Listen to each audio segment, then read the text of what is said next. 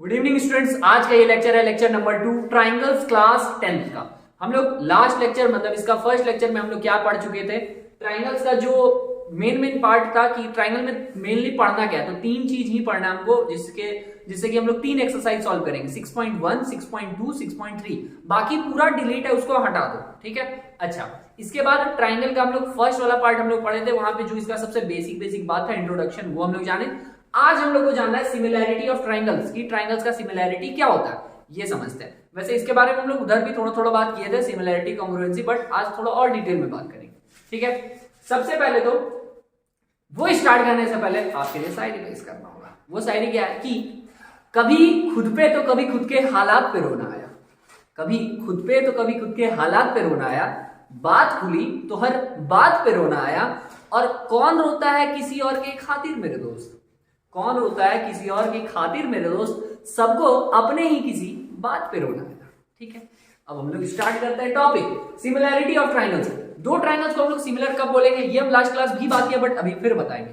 देखिए, दो ट्राइंगल्स अगर कहीं पे भी दिया हुआ है, ठीक है, ये एक और ये एक, तो ये दोनों अगर सिमिलर है भी तो इसको हम लोग सिमिलर बोलेंगे कब, दो कंडीशन अप्लाई होगा। पहला तो इसका जो साइड होना चाहिए ना, जैसे ए बी सी और यहाँ डी ई एफ, तो इसका जो साइड्स होना चाहिए, कौन सा साइड, कोरस्पॉन्डिंग साइड्स का रेशियो इक्वल होना चाहिए, ठीक है। कोरस्पॉन्डिंग साइड्स का रेशियो इक्वल होना चाहिए, मतलब क्या लिख दे रहे हैं यहां पर, रेशियो ऑफ कोरस्पॉन्डिंग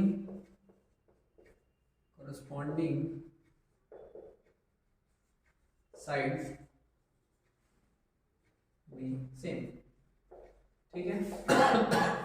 इसी को आप बोल सकते हो क्या, और sides are in proportion. Proportion का मतलब क्या होता है, सेम रेशियो को हम लोग कहते हैं प्रोपोर्शन, ठीक है। अच्छा, प्रोपोर्शन या proportional.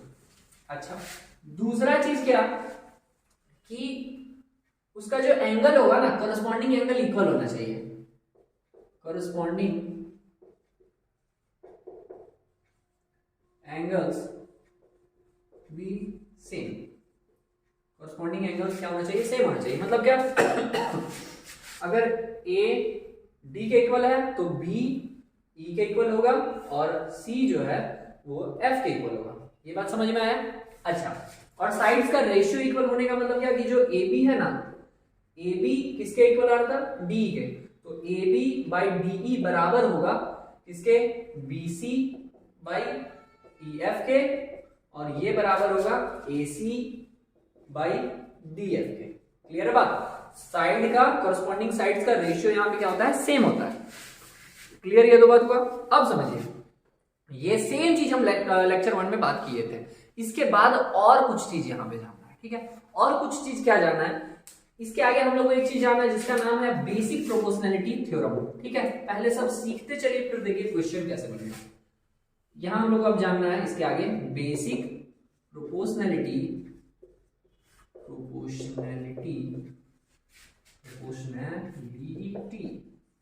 Theorem, basic proportionality theorem.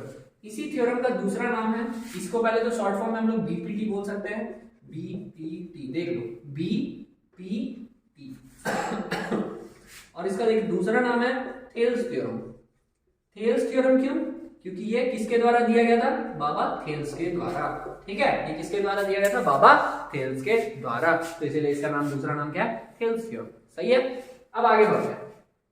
Thales theorem बोलता क्या है ये समझिए। ये बहुत इंपॉर्टेंट थ्योरम है, बहुत इंपॉर्टेंट थ्योरम है। आप लोगों का आता है कि थ्योरम प्रूव कीजिए पूरी, लेकिन हम लोग यहाँ प्रूव नहीं करेंगे, बस वो समझेंगे वो थ्योरम क्या है। इसका प्रूफ वाला वीडियो हम साइड से अलग से ऐसे छोड़ देंगे, ठीक है, वो आप देख लीजिएगा। यहाँ पे बस हम लोग समझ लेते कि बीपीटी है क्या। बीपीटी बोलता क्या है कि कोई सा भी एक अगर ट्राइंगल है, कोई सा भी अगर एक ट्राइंगल है, इसमें किसी भी एक साइड के पैरेलल एक और साइड ऐसे ड्रॉ किया जाए, ठीक है।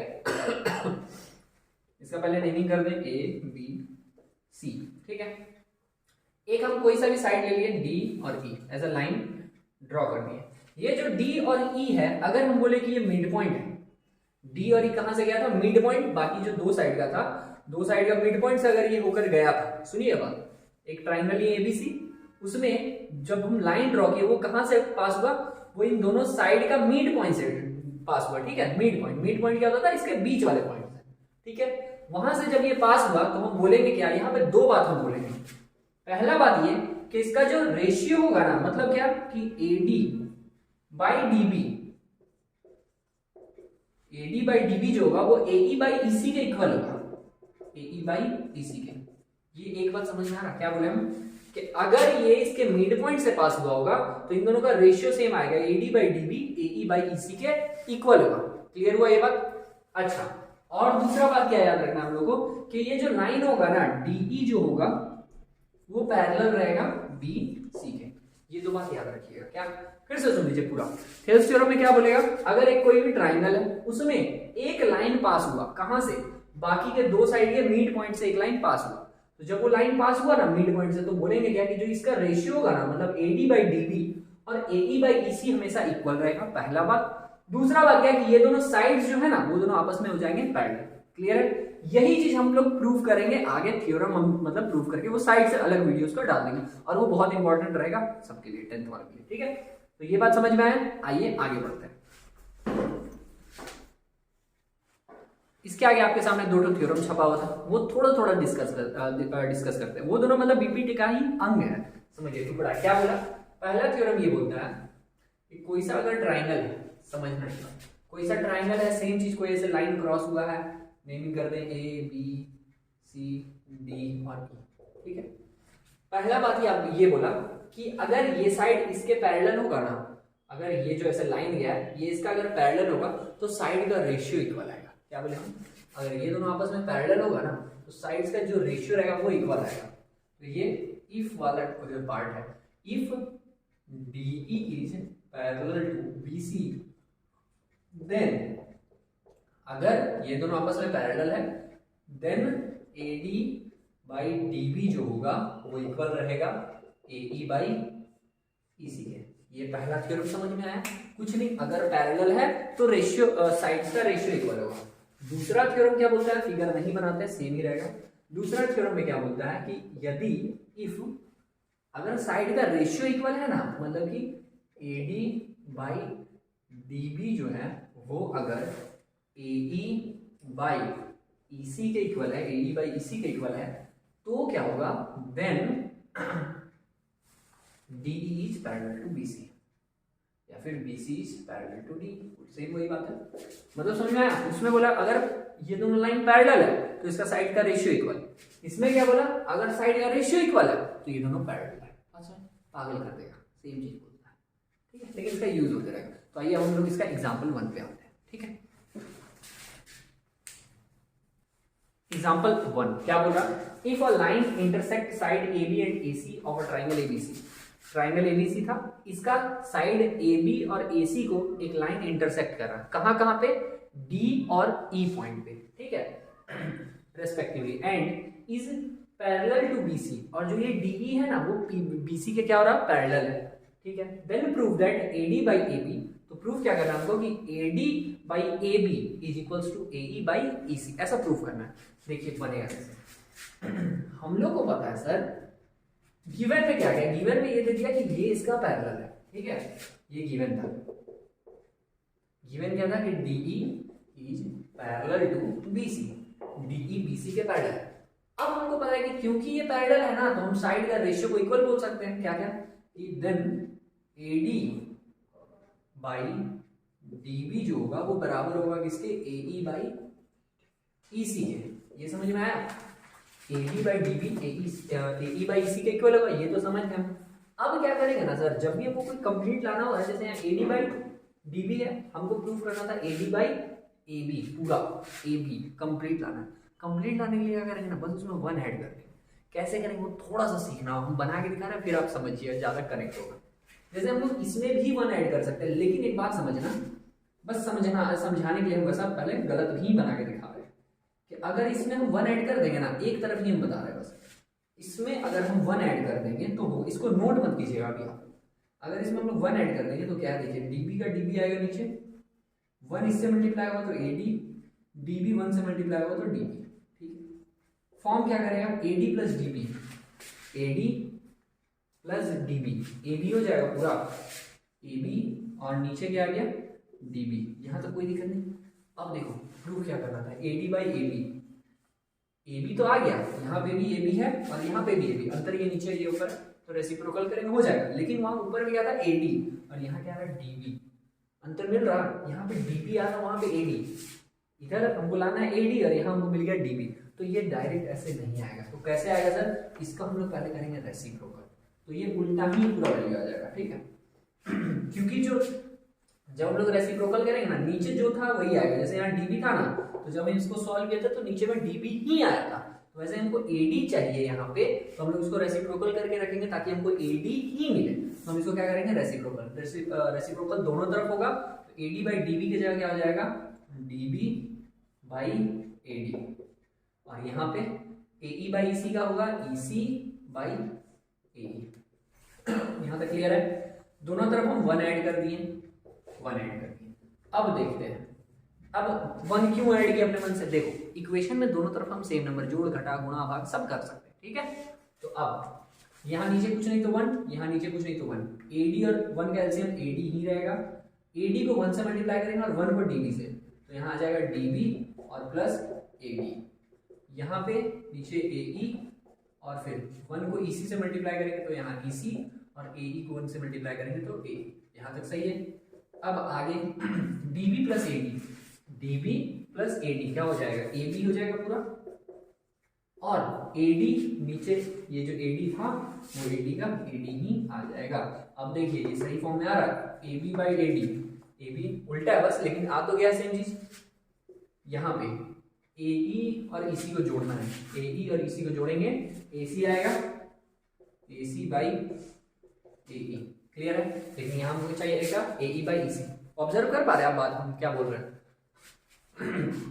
यहाँ पे जो चीज आया वो क्या है एबी बाई एडी, और यहाँ क्या है एडी बाई एबी, उल्टा है, यहाँ एडी बाई एबी, यहाँ एबी बाई एडी, तो रेसिप्रोकल फिर से कर देंगे। तो रेसिप्रोकल करने पर क्या मिलेगा हमको एडी बाई एबी बराबर हो जाएगा किसके एई बाई एसी के, ठीक है। सेम आ गया, यही प्रूफ करना था, यही प्रूफ हो गया, बात समझ में आ गया, क्लियर है। आइए नेक्स्ट एग्जांपल पे,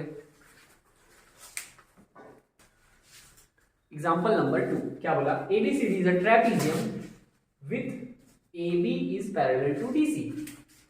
ABCD एक ट्रेपेजियम दिख रहा है, ABCD ट्रेपेजियम, और बोला क्या AB is parallel to DC, AB और DC के आपस में पैरेलल है, ठीक है।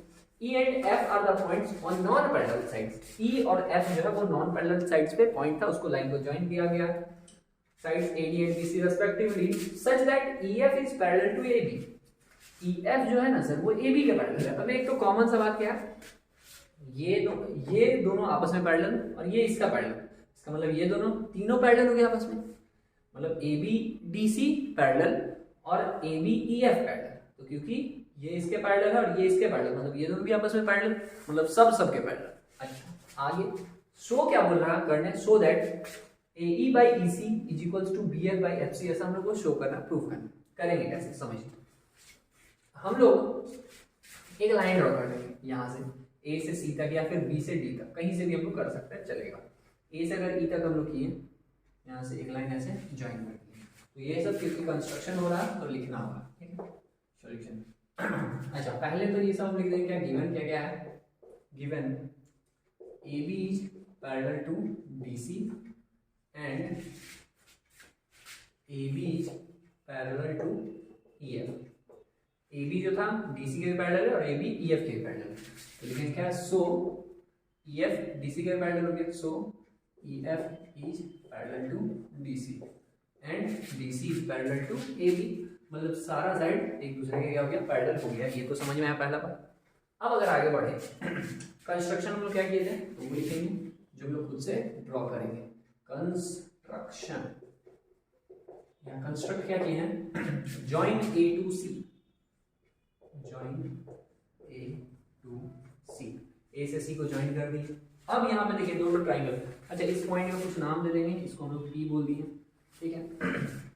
पहले बात करते हैं ट्राइंगल ADC में, in triangle ADC, ADC triangle में हम क्या बोल सकते हैं कि AE बाई EC जो होगा वो इक्वल होगा AP बाई PC के। बोलिए ऐसा क्यों, समझो बात। ये दोनों लाइन आपस में पैरेलल है ना, तो क्योंकि ये दोनों आपस में पैरेलल है तो इसका जो साइड्स का रेशियो वो तो इक्वल होगा ना। थ्योरम 1 भैया, थ्योरम 1 में क्या बोले थे, अगर साइड पैरेलल है तो साइड सॉरी ये दोनों साइड अगर आपस में पैरेलल है तो इन दोनों का रेशियो जो होगा वो इक्वल होगा, ठीक है।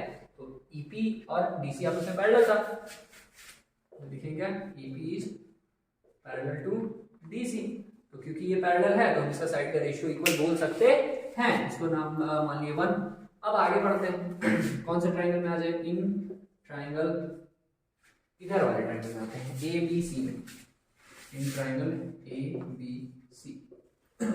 अब इससे हम लोग क्या बोल सकते हैं, इसमें भी हमको पता है कि PF और AB पैरेलल है। कैसे, अरे भैया ये पूरा लाइन ये पूरा के पैरेलल था तो उसका आधा भी तो उसके पैरेलल ही होगा ना, उसका कोई टुकड़ा भी रहेगा वो भी उसका पैरेलल है।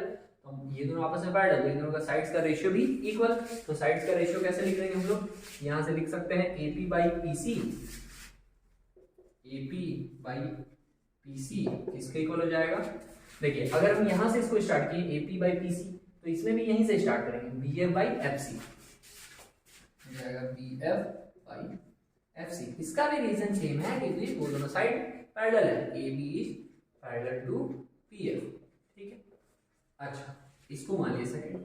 अब अगर आप फर्स्ट और सेकंड देखिए तो यहाँ पे AP बाई PC है, यहाँ पे भी AP बाई PC है, क्योंकि ये दोनों सेम है तो ये दोनों भी सेम है, तो लिखेंगे क्या, सो फ्रॉम 1 एंड 2 से क्या बोल सकते हैं कि AE by EC is equals to BF है ना, हाँ BF बाई FC। प्रूफ यही करना था क्या, AE बाई, ओरे बाबा यहाँ तुम गलती कर देते स्टार्टिंग में ये तो AE बाई ED था ना, हम फ्लो में बैठ गए, AE बाई ED होगा, तो AE बाई ED यहाँ मिस्टेक, इसको करेक्ट कर दिए हम, तो यहाँ पे AE बाई ED आ जाएगा, AE by ED equals to BF by FC, BF by FC। ये प्रूफ करना था, ये प्रूफ हो गया, सीधी बात, नो बस यहाँ बात खत्म। आइए नेक्स्ट एग्जाम्पल,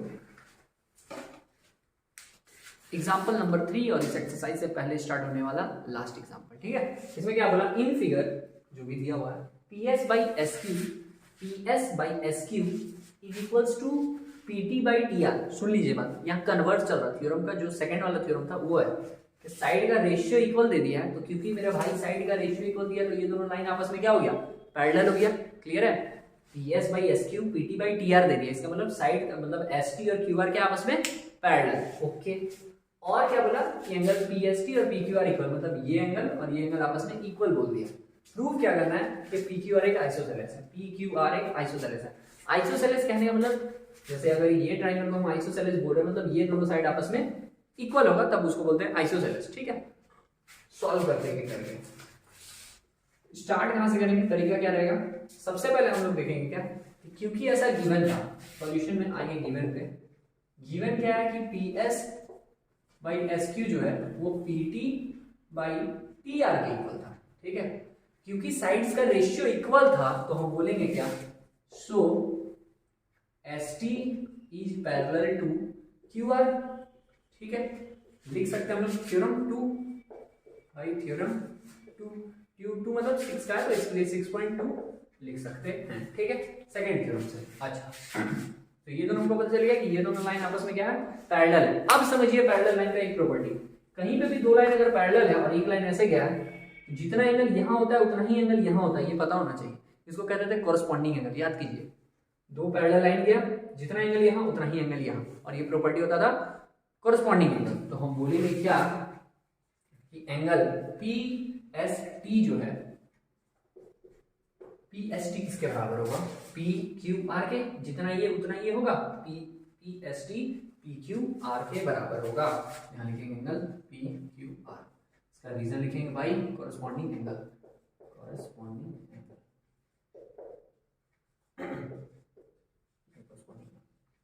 क्लियर बात।